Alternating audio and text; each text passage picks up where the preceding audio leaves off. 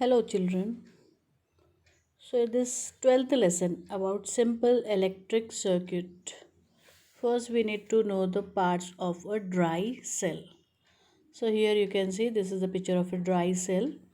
It has got a positive terminal at the top because of the carbon rod which is present, and this carbon rod has a protrusion on the outer part which is acting like a positive terminal, and the base part of this same carbon rod acts as a negative terminal which will be connected at the base.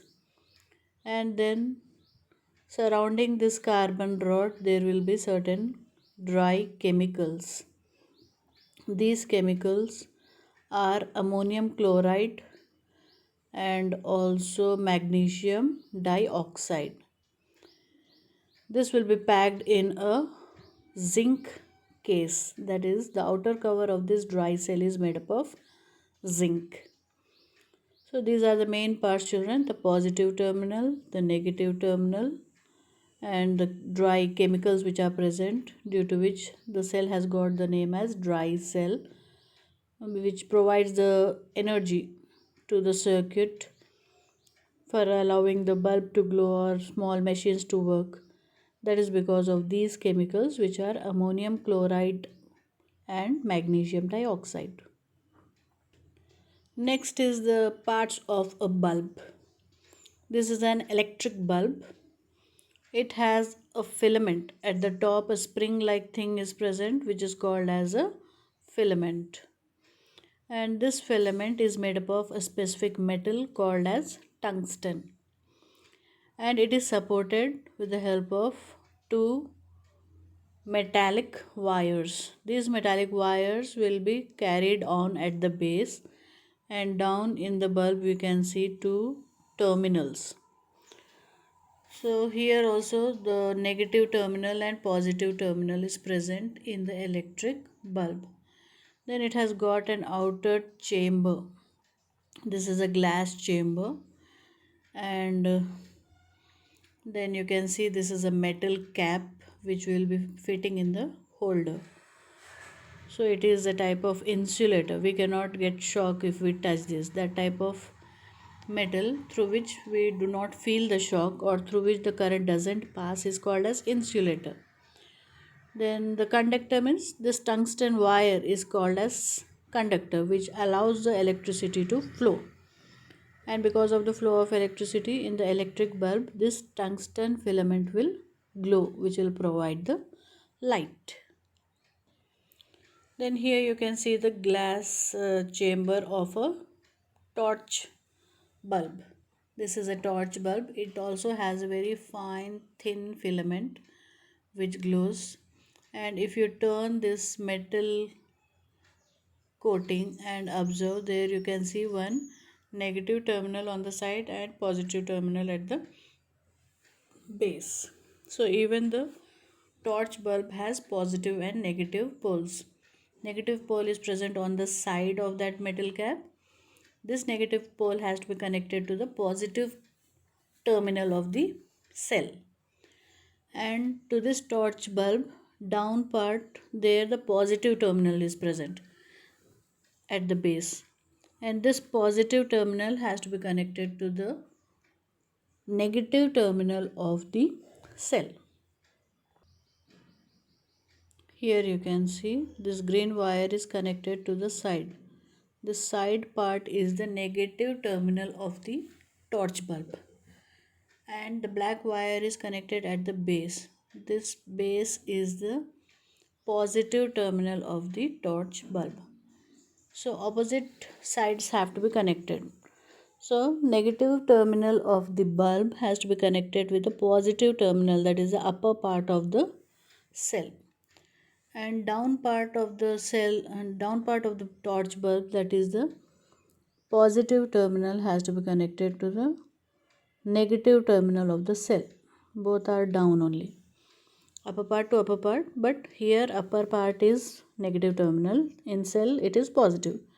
Here lower part is negative terminal, and in the cell it is, in the cell here it is positive terminal, and in the cell it is negative terminal.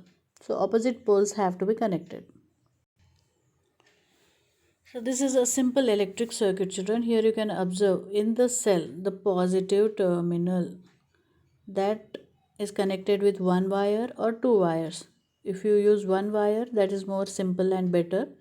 Initially you have to make a simple circuit by using all these things by using only a single wire. So the positive terminal of the cell should be connected to the negative terminal of the bulb.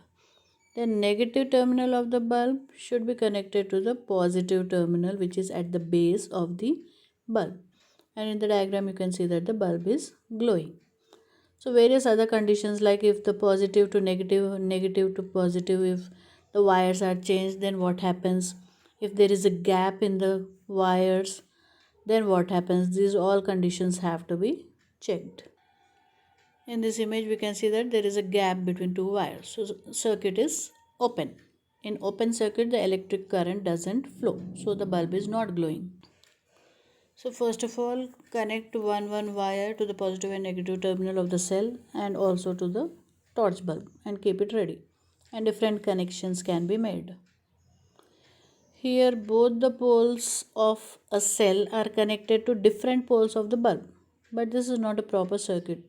Here one positive terminal to the next negative terminal of the bulb and negative terminal of the bulb to positive terminal of the cell has to be connected. Otherwise it is not a proper connection where the bulb will not glow.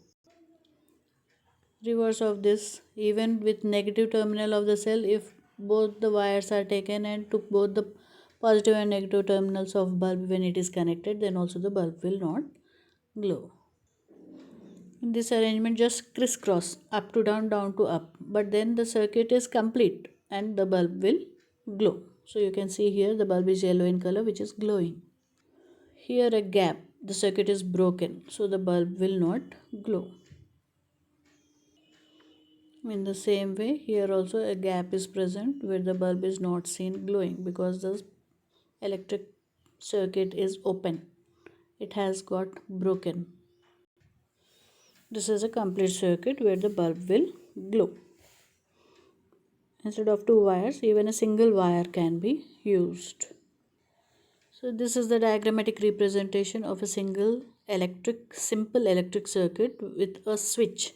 The two dots are connected, that means the circuit is closed and the bulb will glow because it has got a complete pathway for the flow of electric energy. So this is a simple electric circuit with a switch. Previously we have seen without the switch. Now we have to connect it by using a safety pin and two iron nails. We have to make it connected with the help of a switch. So here you can see, children, I used a battery. To this battery also, upper side you can see the positive terminal, battery or cell. Actually cell means a single cell. If more than one cells are used, then it is called as a battery. So here nowadays ready-made batteries are available. This type of battery also you can take, which is convenient as well as more powerful. So here you can see the upper part is the positive terminal and lower part is the negative terminal. From both the parts already fit wires are present, which we can use it as positive and negative terminal. So on one side of the positive part of the battery, a wire is coming out which is connected to the negative terminal of the negative terminal of the bulb. Then from the battery the negative terminal is coming out and we are connecting it to a iron nail. And from the bulb the positive terminal down, which is the positive terminal at the base, from there one wire we are connecting it to another nail, and these nails should be at a distance such that we can insert a safety pin. And when we are connecting the two nails with the help of a safety pin, this safety pin we are using it as a switch. Now when we connect the safety pin with both the nails, then the circuit is complete. That's why the bulb is glowing. So if there is no gap, when the circuit is not broken, then the circuit is said to be a closed circuit and the switch is in on position. So here we can see the switch is in on position, which did not create any gap. That's why the flow of electric current is proper, and it is allowing the bulb to glow. Instead of bulb, any small motor you can connect, or any other electrical appliance, any appliance which runs with battery, that also can be used. So in this way the electric circuit is complete now, or closed. That's why the bulb is glowing. So by taking a simple circuit and connecting it to two nails, and by using different types of things, which will few of which will act as insulators and few of which will act as conductors. So these things can be used, and we have to complete the circuit and observe whether the flow of electricity is taking place or not. When we use any object which, like plastic or rubber or plastic scale, which does not allow electric current to flow through them, then that is called as an insulator. So what is an insulator? What all are the examples for insulators? Any rubber item or plastic item or eraser, plastic scale, even wood, a matchstick or a wood or paper, cotton, chalk piece. These all are the examples through which the flow of electricity doesn't take place. So these all come under the category of insulators. An insulator does not allow the electric current to flow through it. Whereas few other things are called as conductors. Conductors means the substances which will allow the electric current to flow through them. They are called as conductors of electricity. So what examples can we have related to conductors? Example for conductors are all the metal items like iron nail or iron pin, safety pin which is made of steel, a gold bangle or any metal bangle. These all are the examples for conductors which will allow the flow of electricity through it.